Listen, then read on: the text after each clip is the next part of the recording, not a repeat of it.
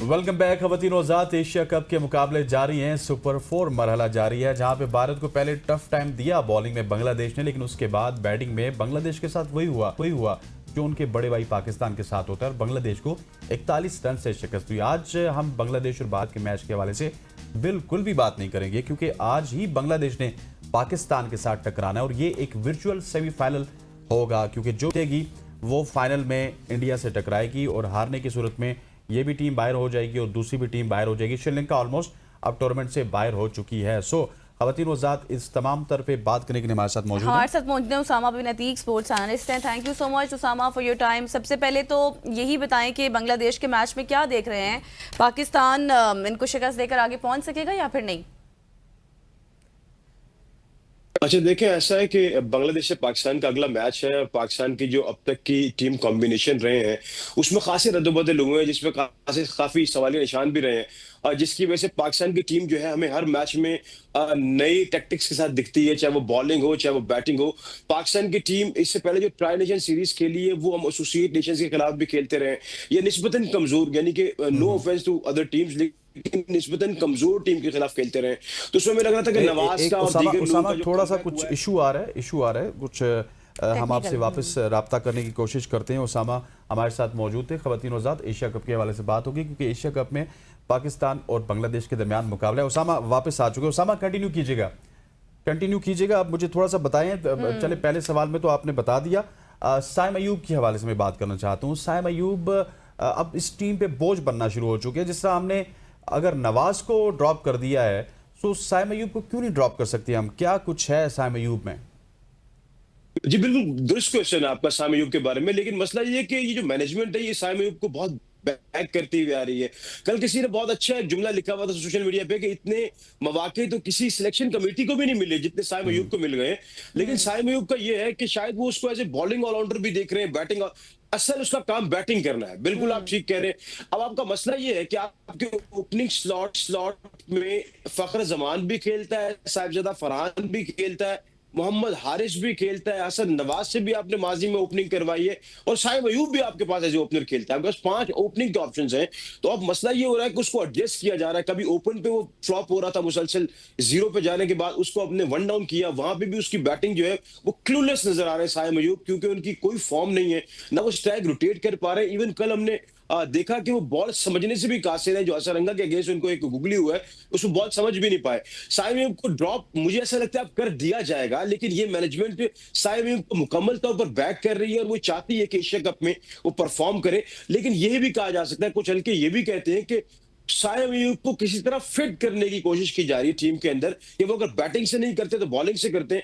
और जब बॉलिंग पे क्रिटिसिज्म हुआ कि वो दायरे के अंदर जो बॉल कर रहे हैं वो इफेक्टिव नहीं हो रही उतनी, ऑल्दो वो विकेट ले रहे हैं लेकिन वो मार बहुत पड़ रही है, वहां से मोमेंटम शिफ्ट हो रहा है, तो कप्तान ने उसको बॉलिंग ही नहीं करवाई श्रीलंका के अगेंस्ट। लेकिन साइम अयूब का खासा कंसर्निंग है पाकिस्तान के लिए। अगर पाकिस्तान को अगला मैच जीत के दोबारा अगेंस्ट इंडिया खेलना है तो पाकिस्तान के लिए साइम अयूब की चूंकि वक्त की कमी है, मैं चाह रही हूँ तमाम तर बातें हम लोग पूछ लें आपसे। आपका बहुत इन डेप्थ एनालिसिस होता है। मुझे थोड़ा सा ये बताएं कि हम देख रहे हैं मुसलसल मिडिल ऑर्डर नहीं चल रहा टीम में, उसमें कोई तब्दीली होनी चाहिए या फिर नहीं?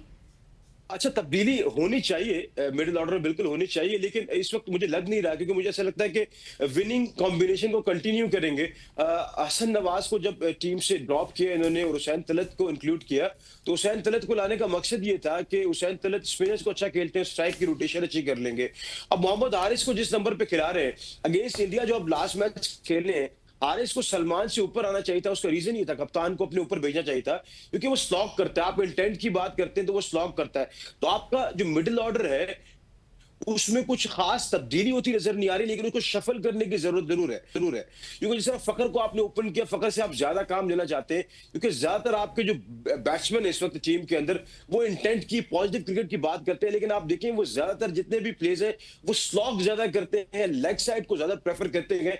सिर्फ हुसैन तलत इनमें एक ऐसे बैट्समैन है जो स्पिन को खेलते हुए इसमें थोड़ी स्टेबिलिटी दे सकते हैं। हमने लास्ट मैच में भी देखा अगेंस्ट श्रीलंका, तो कमोबेश कॉम्बिनेशन यही रहेगा, लेकिन इसको शफल किया जा सकता है, क्योंकि पाकिस्तान टीम की तरफ से हम हर मैच में देख रहे हैं कि कोई ना कोई रद्दोबदल किया जाता है। कभी कोई प्लेयर ऊपर खेल आ रहा है, कभी कोई प्लेयर नीचे खेल रहा है, जिसकी वजह से मुझे ऐसा लगता है कि प्लेयर्स भी सेटल नहीं हो रहे और वो परफॉर्मेंस नहीं निकल पा रही, वो रिजल्ट्स नहीं आ पा रहे जो पाकिस्तानी अवाम एक्सपेक्ट कर रही है। साइम अयूब का नंबर आप अगर आपने वन डाउन किया, आप उसको थोड़ा सा और नीचे ले जाएं, क्योंकि वो जितना गेंद अबू धाबी दुबई में पुराना होता जाता है उतना बैट पे मुश्किल आ रहा है। तो अगर आपको ऊपर के दायरे को यूटिलाइज करना है तो आप फखर जमान, साहिबजादा फरहान के साथ अगर साइम अयूब की जगह मोहम्मद हारिस से चले जाएं तो वो हारिस शायद ज्यादा इफेक्टिव हो सकता है नंबर 3 पे, क्योंकि जब नंबर 5-6 पे वो खेलने आता है, एक तो वो बहुत कैजुअली खेलते हैं, ऊपर से जब गेंद पुराना होता है तो उनसे हिट लगती नहीं है, तो वो ठीक हो हो गया नहीं उसामा, पा रहा मुझे जहाँ ये पे भी वो काम बता लेना दीजिएगा कि अब दुबई में स्पिन ट्रैक्स हैं, हम क्या अबरार के साथ साथ सुफियान मुकीम को भी शामिल कर सकते हैं? लेकिन सुफियान मुकीम को भी मेरे ख्याल थोड़ा सा एहतियात करनी होगी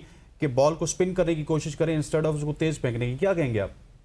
अच्छा, अबरार के साथ सुफियान कॉम्बिनेशन की जो है वो शुरू में लेकर आए थे, लेकिन सुफियान मुकीम का ये कि अगर आपने इसकी कंपैरिजन में भारत को देखा है या आपने अफगानिस्तान के नूर अहमद को देखा है कि जब लेफ्ट आर्म चाइनामैन बॉल करता है तो वो दुबई के विकेट पे बॉल जो है वो लूप देता है, उसको फ्लाइट देता है और छोड़ के करता है। जब आप गेंद छोड़ के करते हैं और एक दिलेरी से आप गेंद को आगे फेंकते हैं तो आपने देखा गेंद हमेशा ब्रेक करता है। लेकिन सुफियान का इशू ये रहा है पिछले कुछ दिनों में कि सुफियान गेंद को तेज करने की कोशिश करता है, जिसकी वजह से गेंद ब्रेक नहीं हो रहा उतना और वो उतने इफेक्टिव भी साबित नहीं हो रहे। तो अबरार के साथ इन्होंने पहले साइम अयूब पे कॉम्बिनेशन बनाया, फिर मोहम्मद नवाज बीच में बॉल कर रहे थे, ऐसे ऑफ ब्रेक बॉलर आगा सलमान भी मौजूद है, तो ये अपने स्पिन ऑप्शंस को यहीं तक रखना चाहते हैं, क्योंकि मुझे नहीं लगता कि अब अबरार के साथ सुफियान मुकीम, जो पहले अवाम भी यही चाहती थी कि दोनों साथ खेलें, वो दोनों किसी नेक्स्ट मैच में साथ खेलेंगे, कॉम्बिनेशन यही बरकरार रहेगा। बल्कि मुझे ऐसा लगता था कि शायद एज ए फास्ट बॉलर अगर आप यूज कर रहे हैं, अब चूंकि राना फहीम ने परफॉर्म किया हुआ है, हुसैन तलत ने बॉलिंग में परफॉर्म किया हुआ है, वसीम जूनियर भी आपके पास एक बेस्ट ऑप्शन था, क्योंकि अगेंस्ट इंडिया आप जाते हैं बिफोर बांग्लादेश का हमारा ऑल्दो इंपॉर्टेंट मैच है,